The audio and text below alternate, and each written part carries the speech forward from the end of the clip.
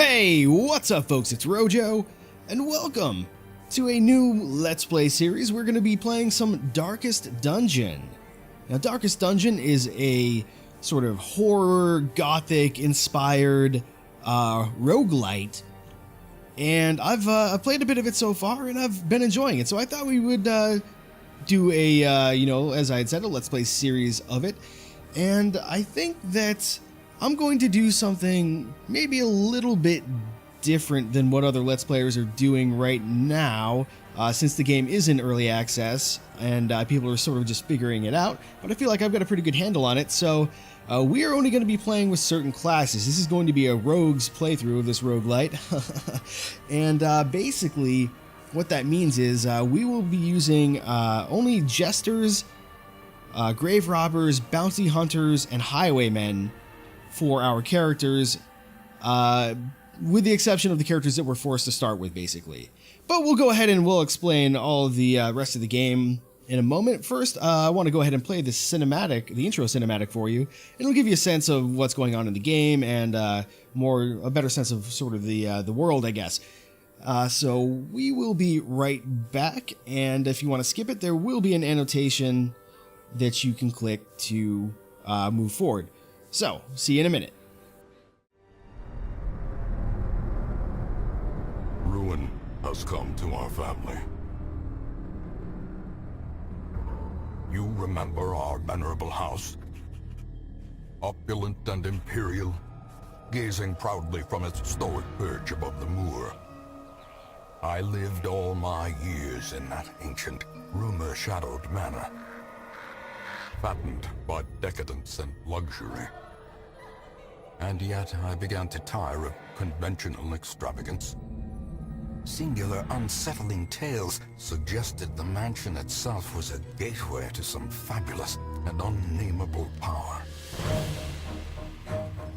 With relic and ritual, I bent every effort towards the excavation and recovery of those long-buried secrets, exhausting what remained of our family fortune on swarthy workmen and sturdy shovels. At last, in the salt-soaked crags beneath the lowest foundations, we unearthed that damnable portal of antediluvian evil.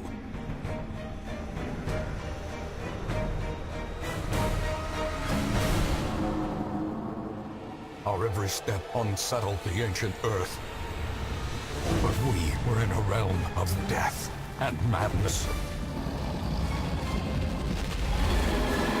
In the end, I alone fled laughing and wailing through those blackened arcades of antiquity, until consciousness failed me. You remember our venerable house, opulent and imperial.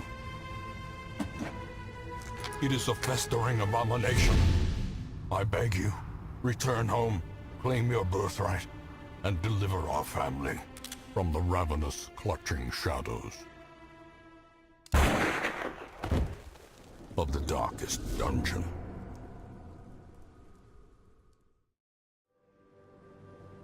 Alright, welcome back. As you can see, I wasn't joking about the sort of dark tone of this game, which I really have been enjoying. A lot of people have been saying this game is hard. I don't know if I necessarily agree with the idea that it's hard. It doesn't seem that hard to me, but it can be punishing when you goof up. So we will create our family name here. We're going to be the Taffer family. If you're familiar with the Thief series, not including the one that's most recently come out, you'll be familiar with that word.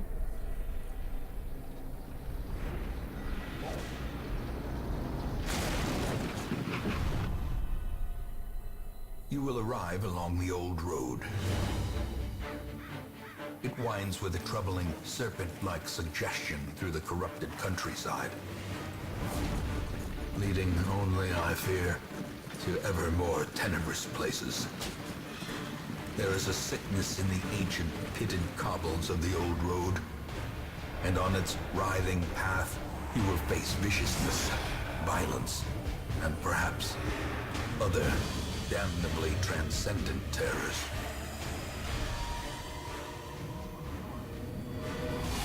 So steel yourself, and remember there can be no bravery without madness. The old road will take you to hell, but in that gaping abyss, we will find our redemption. Okay, so we are going to be starting out on the old road, as the narrator so informed us. Or I suppose that would be our father as well. Same person in a sense, I suppose. There will be some tutorials that'll pop up, and the narrator will say stuff, but I will probably be talking over him most of the time. So these are our two starting characters. We have Reynold the Crusader, and we have Dismas the Highwayman. This is one of the characters, one of the character classes we'll be using throughout the Let's Play. Crusader we will keep for now, but we will eventually phase him out. So the gameplay consists basically of moving left and right, back and forth on this 2D area up top here. This is where we'll interact with objects and do battle and stuff. Then on the bottom we have sort of the world map, in a sense, that allows us to navigate from room to room. Have run up these lanes. Keep to the side path. The hamlet is just ahead. Our goal right now is to get to the hamlet, so let's try and get there. Dispatch this thug in brutal fashion, that all may hear of your arrival. So we got ambushed right at the beginning of this battle. Sometimes when you're surprised, your characters will reorder. You can have up to 4 characters, and the abilities that your characters have available to them depends on their position in the lineup, and it also depends on who they can target, depends on the ordering of your enemies. For example, this pistol shot can't hit the person right in the front of the enemy lineup, so we don't have that available. Not to mention he can't use it if he's in the Dismas can't use it if he's in the first line anyway. So instead we will go with an open vein. Say an attack that gives a chance to bleed. You can see enemies' resistances to different debuffs right on their stat sheet here. He has 25% bleed resistance, but we did land the attack nonetheless. We should be able to take this guy out, I think, with a smite. Yep, it's just a normal high damage attack from our Crusader. Faint hope blossoms. And we got some treasure. Very nice. One thing we can do this in combat, but it will take a turn to move our party generally if we use the move command. But out of combat, we can do it for free. So another big thing, interactive objects. We will find different things we can interact with as we walk through the hallways. Each hallway consists of 4 or 5, I guess, or I guess 4 individual sort of spaces before we get to the next room. Brigand's Tent. This is where the ambushers camp, so we have an option to put an item here to sort of get a bonus amount of loot from this, but we don't have anything like that right now, so we'll just look inside the tent. Okay, 125 gold. There is much to be found in forgotten places. Excellent. One thing you'll notice now is it just got a little bit darker, and we took a little bit of stress damage. We have the red bar, which is our HP, and then we have the other bar down here, which is our stress. If characters get too stressed out, they basically freak out. One thing that factors into that is the light. The darker it is, the more stressed our party will become. But there can be benefits to traveling in the darkness as well. For now, we don't have any torches, so we'll just leave it alone. An ambush. Send these vermin a message. The rightful owner has returned, and their kind is no longer welcome. Okay, so we got surprised again, but this time there was no reordering of our party. Very nice. Now the Fusilier in the back could be dangerous. He's got some AoE attacks, but I think what we'll do instead is we're going to have, since this will be a longer fight, we'll have Dismas take aim to buff himself. Nice, only 1 damage there. Now this is a special attack that causes bleed damage, which is annoying. Now our Crusader gets to go. We could also buff him, but I don't think that'll be necessary. I think we should just start going for the kill. Now we do have a stun ability that we can use, but the big guy here has 50% stun resistance, so probably not a good call. You'll also notice that this guy is so big that he takes up the front 2 spaces, so we have Zealous Accusation here, which we can use, but it will only hit him once, where normally it would hit the front two characters. You can note that an attack is or not necessarily an attack, but an ability is AoE based on the connecting dots there, the connecting red dots in this case. So we'll just go ahead and smack this guy in the face. Seems fair enough. And we're just going to try to chop this guy down, basically, and not worry about the Fusilier so much. Nice! A big crit. So crits actually will lower our party's stress sometimes. Always, but there are some mechanics regarding who's close to the character who actually got the crit and all this stuff. Not worth worrying about right now. Suffice to say, crits are good because they do more damage and they heal our stress. Turning point. However, if we get crit, that could be a serious problem because it'll stress out our party as well. So it's kind of a double-edged sword with crits. We'll just keep on wailing on these guys here. One of them's already down. Now this guy might actually be worth stunning. We can almost certainly kill him this turn, though. We have 73% chance to kill him because we do enough damage. Also, killing an enemy will relieve a little bit of stress for the person who dealt the killing blow as well. Now we got some food out of this. We got some emeralds and a jade and some more gold. Gems, just another fancy way of saying money because it all gets sold automatically at the end, and we don't really have any control over the management of these. They just basically take up extra space in the inventory. Now we have a chest here, and you'll also notice that we completed our quest, but we'll talk about that in a moment. So we have the Bandit's Trapped chest. Something doesn't look quite right with this one. So the game is basically teaching us about the consequences of interacting with objects. Sometimes bad things happen. However, we do have two characters here. We have Reynold, who has 0% trap resistance, and we have Dismas, which has 20% trap resistance. So it's probably better to let him do it in case the trap goes off. It was trapped, of course, and he got blighted. Blight is basically poison. Bleed and blight, they're both dots. I don't know that it really matters much between the two. Some enemies have better resistances to some types of debuffs. But we completed our mission, so we can just click on this and it will teleport us out of the mission area. 5,000 gold for completing successfully, and a little bit of extra loot that we picked up on the way. No heirlooms or anything like that. We'll talk about those later, though. Okay, so Resolve is basically our character's level, and we'll need to level up people to do higher level missions successfully, or else they'll get too stressed. That's how the game explains it anyway. I haven't really done anything past level 1 missions, so I don't really know everything about the game. But we also have these things. I was watching somebody else on YouTube, and they seem to think that these are optional, so if you don't click on them, nothing happens. But if we do click on one, guilty conscience, so that's bad. There are quirks in the game, and quirks can either be positive or negative. This one was bad, so he bears the crushing guilt of deeds real and imagined. The negative quirks can have different effects depending on different situations, and I don't know what all of them do. In this one, I'm not entirely sure. Here we have Lurker.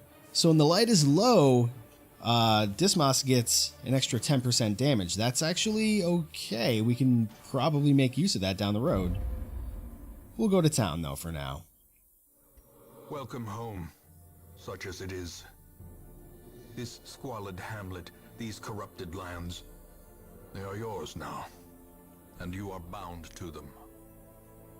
Okay, so we have an activity log over here, which gives us a summary of what we accomplished for the week, basically.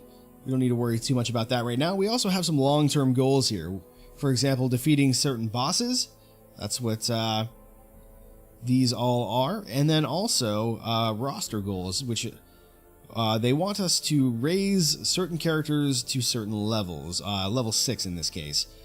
We aren't going to be able to do all of these. I'm not sure what the rewards are for completing these either, but we aren't going to be using most of these classes in this playthrough. So, well, I say playthrough, but we may fail. That's always possible as well.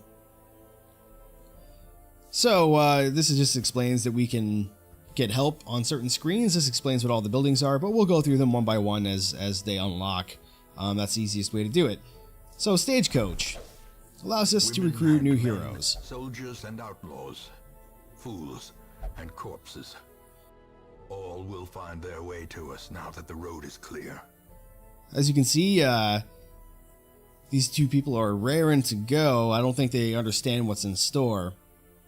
This is a plague doctor. We will take these people, even though they're not roguish types. They're not the classes we're working with, because it does take a little bit of time to get started, and I don't think it's likely for us to get very far if we work with only one character to get started with. But we will phase these guys out ASAP. That'll be the rule, I guess, for us taking them.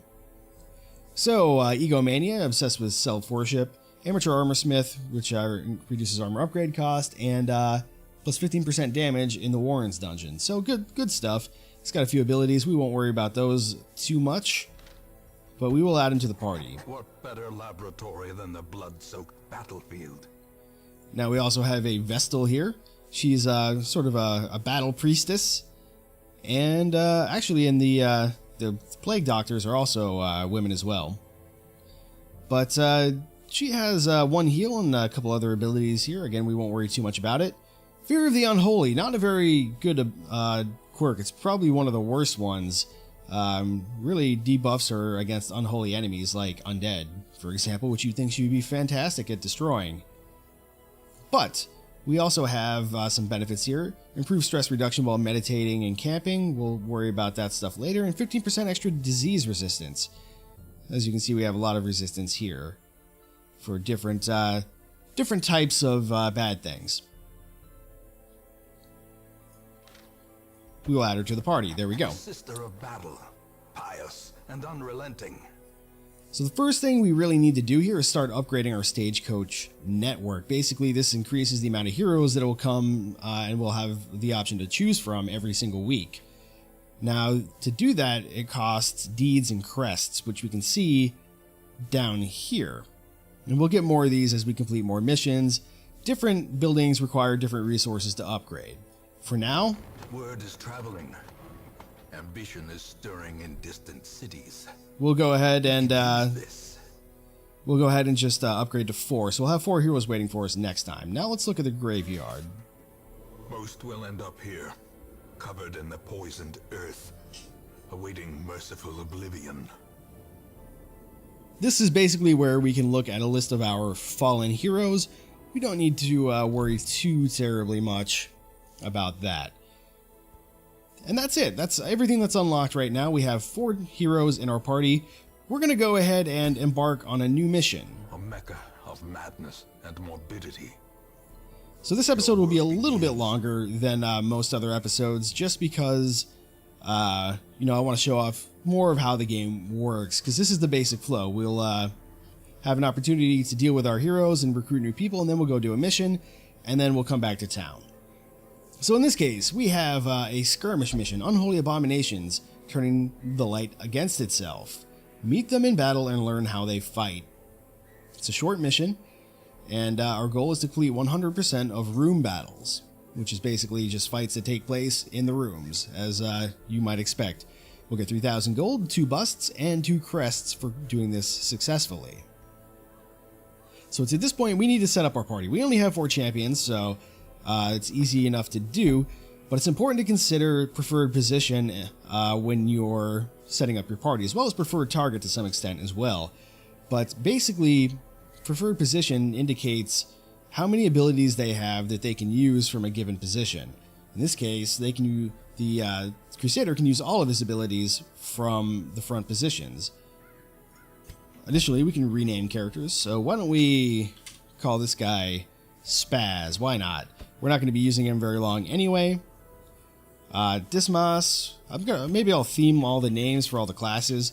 We'll call him Sally. because why not? I can do that. We have a plague doctor here. She prefers to be in the second position. I actually didn't look to see. Yeah, he prefers the second position rather, and Darcy is very happy to be in the third position. And we will rename her Captain Crunch, I guess. Put her there. And then Hendry. Let's see here. She has very few abilities she can use from any position. That's actually not very good. But it's good enough. We can have her heal and do judgments from the back. So we'll put her in the 4th slot. We will also rename her. What shall we call her? Let's call her, I don't know. Mercy. There we go. It's a very priestessly name. Now then, we have our party completely set up and everything. We have our dungeon selected. Now we need to provision. The cost of preparedness, measured now in gold, later in blood. So basically, the provisioning phase is where we buy our supplies, as you might expect, for the mission ahead. Now, we should buy at least 4 food in case we get hungry, but I'm going to actually buy 8 food. And we probably want a shovel. There's often obstructions and different things that can cause problems for us in these dungeons. We'll also take a couple bandages because I know that a lot of the enemies here will have bleed attacks. And I'm also going to take 12 torches. That should be more than enough, I think. Yes, I'm sure it'll be more than enough.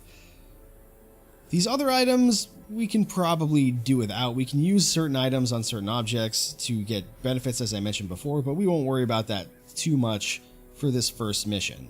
So let's embark.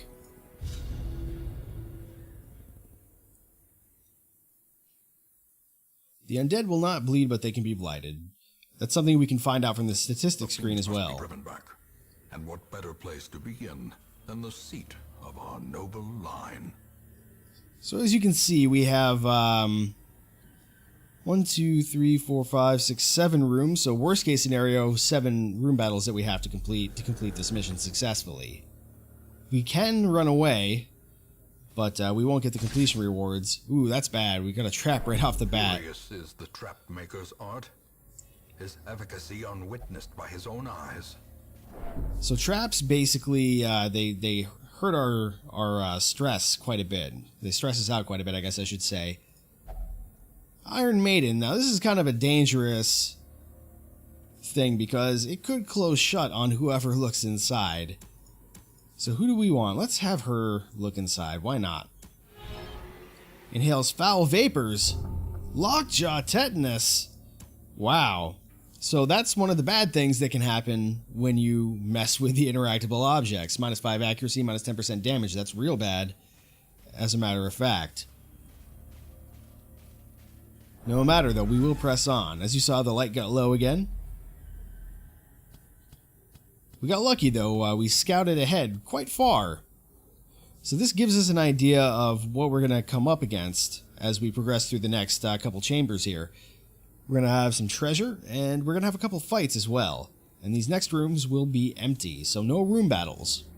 Which is good for this point in the game for us. Now, watch what happens when I use this light. So right now we have plus stress, plus scouting, and plus monster surprised. If I get the light level back up a little bit, though, each torch is worth 1 bar. We have radiant light now, plus scouting, plus monster surprised. If we let it go the other way, we'll basically start doing more damage to enemies via more crits, and they'll do more damage to us, and we'll get stressed faster. But we will find more loot as well, so it's a double-edged sword. It's about how much risk you think you can get away with taking. Happy to find those bandages, happy to have the gold. Now we have a fight coming up.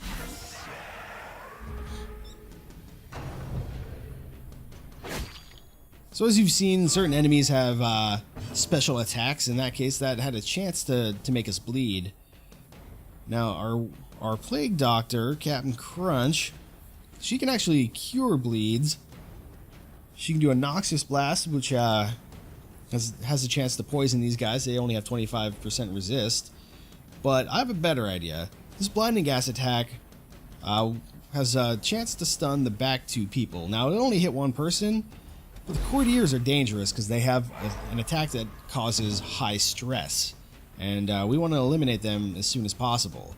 They have 0% stun resistance as well, so they're very easy to stun if we can hit them. Now I think, let's go ahead and we'll heal our Crusader. Seems like a good enough plan. We're actually not going to have any heals once we get it into the full swing of things. I think we'll do Grape Shot Blast. This hits the first 3 people in the enemy party. Hopefully we resist. Nope. Okay. So we're bleeding for 1 damage per round. That's not good, but it's not the worst either, because we can simply do that. Doesn't even take an action, and then we can take our turn. We'll use the Zealous Accusation. Unlucky with the dodge there. Now it's our turn again. We will certainly Grape Shot again. We got the back guy. So now we just have to worry about these guys in the front. Not too terribly worried about anything in this first little dungeon here. Certainly. We'll go ahead and heal our Highwayman. And I think another Zealous Accusation. Yeah, there we go. Give them no quarter. And I think probably... Let's just... The bleed doesn't really do that much damage. Oh, I went for the kill. Gambled and lost. Okay, fine. How many more rounds is this? 1 damage per 2 rounds. We're not even going to worry about that. Actually, you know what? No, we will. It doesn't matter. And let's see if we can finish this up. Yes, nice crit. As you can see, it lowered the stress for the entire party, or almost the entire party. We got a bandage back, a couple busts, and a couple food. Now, if we want to, we can actually use food to heal ourselves outside of combat. It's not really much reason for us to do that right now, though. So who do we want to have interact with the bookshelf? It's a good question. I wonder, can we burn the bookshelf? No, had no effect. Very well, search it. The volumes are dull and uninteresting. That is unfortunate. But it could have been a bad thing too, so I guess, you know, the neutral outcome isn't so bad. We will move on, though. We can let our light get a little bit low, but it's not going to be enough for us to affect our loot. The alchemy table is interesting. I haven't tried this yet, but I hear if you put a torch here... Yeah. As the light gains purchase, spirits are lifted, and purpose is made clear. Basically, the torch... if you put it in the alchemy table, it increases our light back to max, which can be pretty useful if you're in a tough spot and you really don't want to walk around in the dark. These are some new enemies. We got some maggots here that we have to deal with. Not very tough, but they can stun and they cause stress damage, so they are actually quite dangerous. Oh, so close to a triple kill there. Wow. Lucky miss. And we recovered from stun, so that's good. How do we want to handle this? I say we go for another heal. Actually, well, it's alright. Let's kill one. Nice crit. Well done. A little bit of stress relief as well. And I think a Zealous Accusation should finish this up. Oh, man. You are the worst, Spaz. Come on. Get your head in the game. Oh, and now our Vestal has been stunned. That's okay, though. Should be able to finish these guys off. There we go. No sweat. Victory, but a victory nonetheless. Now, will we have a battle in here? No, no battles still. So usually you got more than one that you got to worry about, but in this case, it looks like we're only going to have one room battle. So we have a choice to make. We can either go straight for the exit, get a little treasure on the way, or not the exit, but straight for where the room battle is going to be. Or we can explore more. It'll cost us some torches, some stress, and one more fight. I say we go here first, because it'll give us the opportunity to choose, depending on how this fight goes, whether or not we want to continue. And then if we're doing alright, we can always stick around and explore more. 50 gold, happy to have it. And our light has gone down. Ah, hunger. So sometimes your party will get hungry as you travel. If you don't have enough food, everybody takes damage and stress damage. But if you do have food, everybody gets 5% HP who eats. So there we go. That's why we bring the food. Ah, also, when we scout a trap, we have an opportunity to disarm it. So we can select a hero and then click the trap to disarm it. Some heroes are better at others than disarming. So I believe that is indicative of or rather I should say, I believe our trap resistance is indicative of our chance to disarm. I could be wrong, but it's either way. If it fails and the trap goes off, the trap resistance will help us avoid the penalty for failure. So who has the best trap resistance? So far, it is Sally, our Highwayman. And that is who we shall have disarm. Ah, unsuccessful. Ambushed by power. That's not so good. A lot of damage, but we're almost done here. Let's, yeah, make sure the light's good. We don't want to make this combat any harder than it has to be. What have we got? We got a bone rabble, and we surprised them, so none of them are going to get to go this turn. Surprise doesn't reorder the enemy, I don't think. It just makes us have one free turn. So, the bone rabble, not very tough. The occultist acolyte can be a bit of a pain. She has an attack that does stress damage and kind of has a high dodge chance compared to a lot of other enemies. But I think a grape shot blast is probably sufficient here. Now what shall we do with her?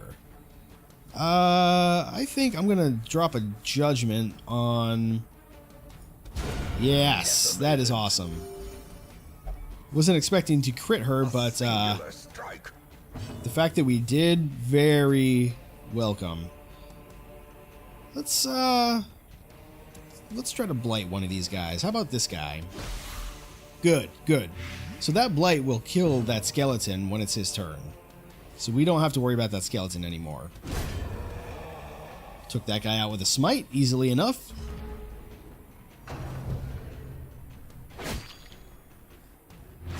A little bit of bleed, but that's okay. Because we have bandages, and the mission is almost over anyway. We can also, if we want, use battlefield medicine. But we failed. Usually that will remove bleed and blight, that specific ability for that character. Let's see here. I think we just go for an open vein. Nicely done.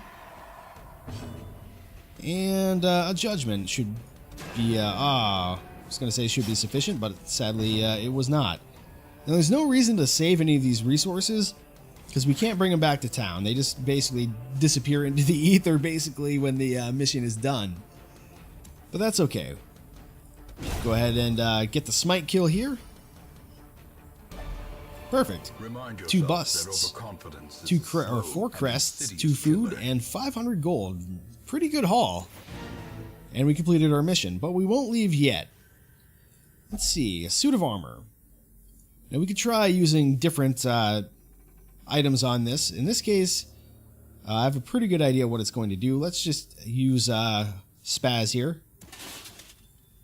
Reveals great insight to this world. Wow, that was not the effect that I expected, but happy to have it, even though we're not going to use this character very often. I believe we are in the ruins right now, so yes, so 15% damage while we're in here is good while we're going to use this character anyway. One thing that's important to know is the light doesn't go down as quickly when you're exploring ground that you've already explored, or so when you're backtracking basically, which is good. Go ahead and move to the east now. We'll have one fight more or less immediately, but I think I'm actually not going to worry about our light level anymore. Another new enemy. We have a spitter here. Now the spitter does blight damage pretty much, and I think that's about it. The only real thing that we have to worry about, but we're going to try to stun him nonetheless. And we were successful. Excellent. Let's see, we can go for the bleed. I think Grape Shot's the better option here. These are all pretty low HP enemies, so AoE seems like a kind of a smart move. Ooh, I don't like that stun very much, but life goes on. Nobody's really in danger of dying just yet. And yeah, I think the Judgment sounds good. Unlucky though. How about a open veins? Well done. Sally is the man. Promises success. And we get a little bit of extra gold for having done that fight. Now let's see what's in here. Ah, it's trapped. But we resisted the blight thanks to, I guess, our, maybe in part to our trap resistance, or maybe due to our blight resistance, or both. I'm not sure what the mechanic is there. Decorative urn. Holds ashes of the departed. Let's see what she finds. Ah, some jade and some onyx. Extra money, always happy to have it. Now there's nothing left in any of these rooms, so we don't need to worry about the light level. It is possible, though, that we get a random encounter that's not on the map here, or even when we're backtracking, it's possible to get a random encounter. Stack of books. What happens if we have Sally burn the books? Oh, wow. So this was unexpected. Shines brightest against the backdrop of despair. Basically, what happened is we burned the books, and now he felt really guilty about it. It's a random thing that can happen. And because he felt guilty about it, his stress went up so high that his resolve was tested. Now, what happens when your resolve is tested is either good or bad. In this case, we got very lucky in two ways, because we're done with the mission, and also we got a good result.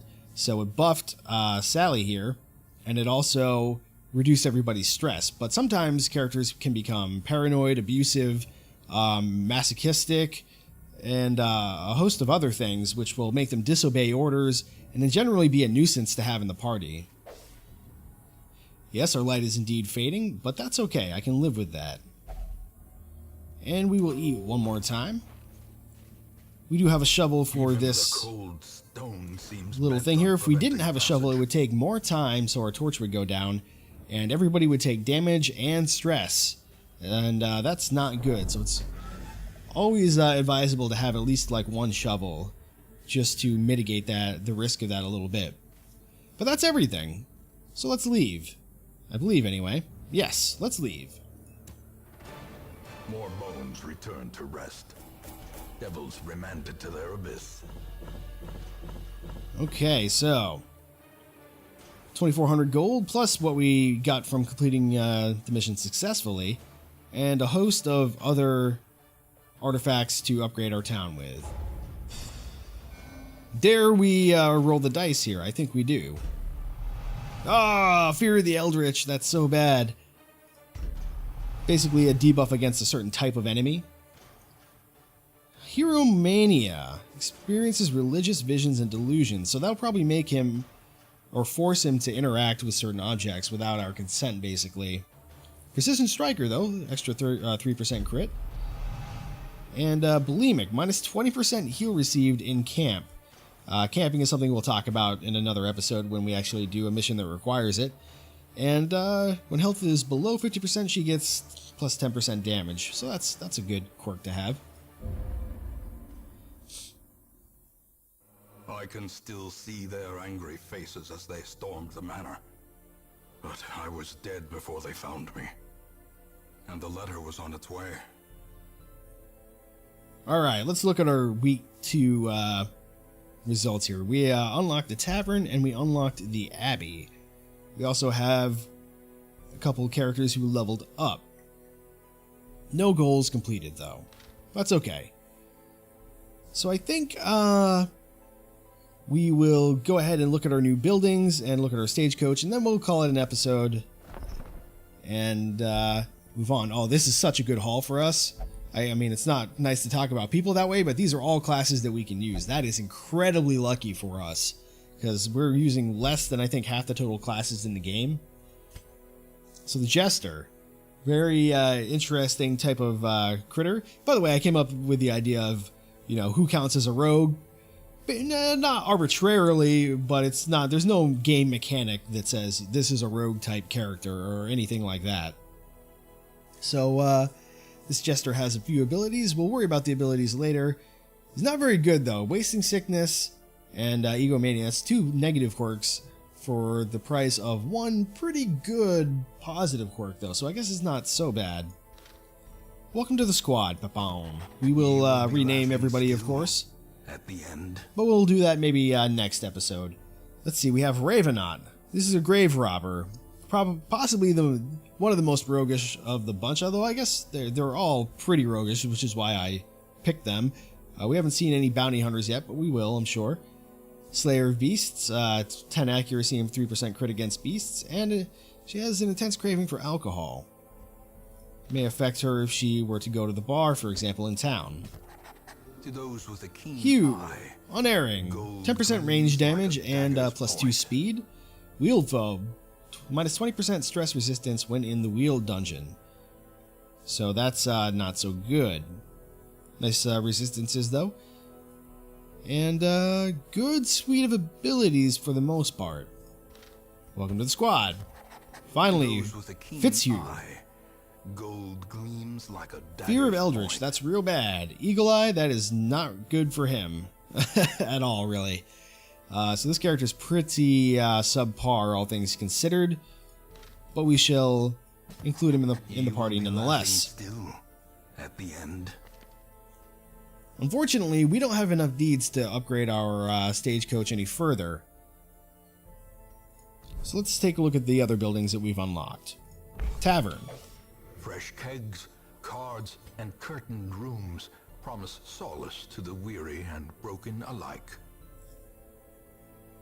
The deal with the tavern and the abbey, which we'll see in a moment, is that we can drop characters in here to give them some stress relief. So now let's take a look here. Known cheat. Sally's not allowed to gamble in town, so we can't drop him into this slot. However, we can send him to the bar for 1,000 gold, and that'll reduce his stress. This is important because the stress stays with champions through missions. The different tiers here have different quirks that they can give our characters, and they also have different levels of stress reduction, and they also cost different amounts. I believe the stress reduction of the brothel is higher than the gambling hall, and the gambling hall is higher than the bar. Additionally, sometimes the caretaker will partake of different amenities of town and block one of our slots, which is annoying. He's kind of like the robber in Settlers of Catan, if you've ever played that game, I guess. At least in a sense, because he sort of just makes something unusable for us for a time. But we don't need to worry too much about it. Everybody else is low enough stress that I'm not even going to worry about de-stressing them.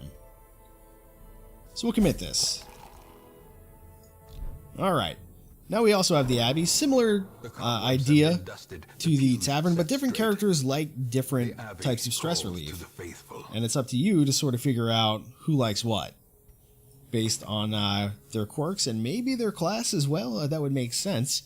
We also have the ability to upgrade, but we're going to save our resources for the time being. So we have Cloister, Transept, and Penance Hall. Just different types of stress relief, very similar format to the tavern. But I think that'll do it for this episode. I know it was a bit of a long one, but we got a lot to get through, and I hope you have a better understanding of the game, and I certainly hope that you enjoyed the episode and that you'll continue to watch, because I think I'll be putting out at least several more of these, and we'll see how it goes. The game is in early access after all, so who knows what'll happen to save files and all that kind of stuff. But at any rate, I hope you enjoyed the episode. If you did, please consider clicking the like button and subscribing to the channel. We may end up failing our rogues only playthrough, but that's okay. We can always start another one if we so desire. Aside from that, if you have any questions or if you have any tips, feel free to leave a comment or hit me up on the old Twitter there at RojoMojoGogo. And aside from that, I would have to leave it at my name has been Rojo. And as always, thanks for watching.